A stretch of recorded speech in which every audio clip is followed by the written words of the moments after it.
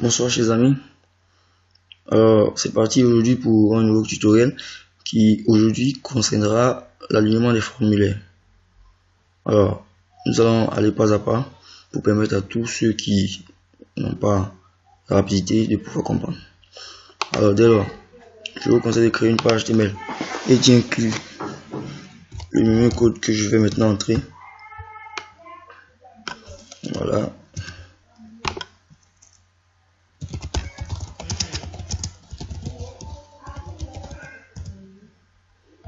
Ok. Alors, on va créer une balise forme avec label for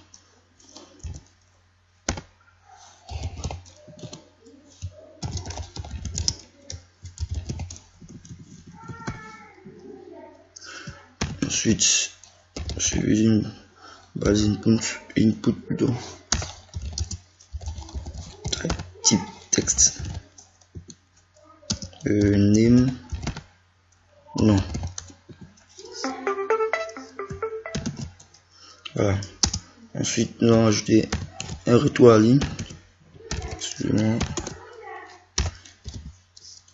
D'accord. Voilà. Ensuite, le but ici, c'est d'arriver à un objectif bien précis, qui est d'aligner les formulaires. Alors, nous n'allons pas reproduire un formulaire type inscription ou autre chose. Le but ici, c'est d'arriver vraiment à la fin de l'exercice, qui est de pouvoir aligner les formulaires. Alors, je vais y aller ici, je dis email par exemple. Email. Bon, je crois qu'on va nous allons limiter à cela. C'est pas nécessaire de faire beaucoup de formulaires puisque le principe il est le même partout. Ici, votre prénom, votre email, adresse. Ok, on enregistre. Alors, au rendu, on obtient ceci. Voilà ce que nous obtenons au rendu. Excusez-moi, je zoome. Voilà. Donc, au rendu, nous obtenons ceci. Donc, comme vous pouvez le constater, nos formulaires ne sont pas alignés. Alors, pour pouvoir aligner cela, nous allons passer par certaines propriétés CSS qui vont nous permettre de pouvoir aligner ces champs. Alors, on y va.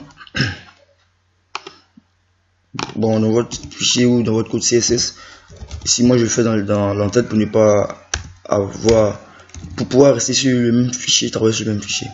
Alors, nous allons déjà mettre ces balises là, nous allons les faire, comment dire, flotter par la gauche. Donc allons-y, label, celui-ci, label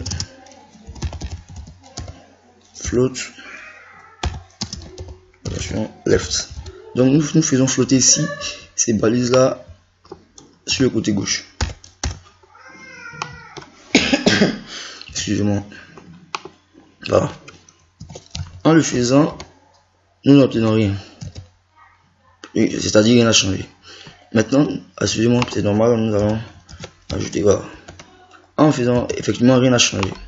Alors maintenant, nous allons attribuer une largeur définie à ces balises label.